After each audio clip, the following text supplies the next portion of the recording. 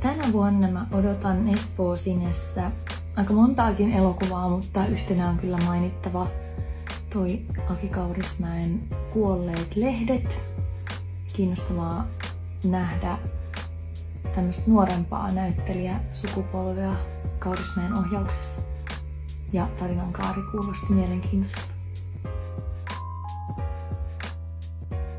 Osallistuin viime vuonna Espoo Cine-festivaalille itse asiassa ensimmäistä kertaa ja otin heti festarit haltuun oikein urakalla ja kävin katsomassa tosi paljon elokuvia.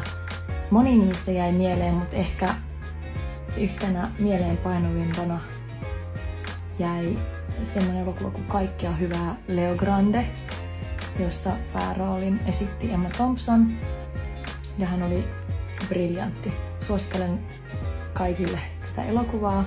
Todella koskettava kuvaus ikääntyvän naisen seksuaalisuudesta ja semmoisesta seksuaalisesta heräämisestä. Ja erityisesti siinä elokuvaelämyksessä teki vaikutuksen myös se kollektiivinen kokemus, kun elokuvan jälkeen kaikki yleisössä intoutui spontaaneihin uploadeihin. Se oli elokuva, jota katsoessa itkin ja nauroin ja parhaimmillaan molempia samaan aikaan.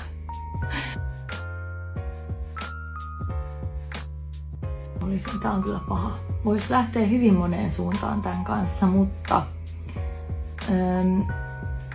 jostain syystä mun mieleen putkahti semmonen kulttikomediaklassikko kuin Napoleon Dynamite. Jotenkin tahattoman tragikoominen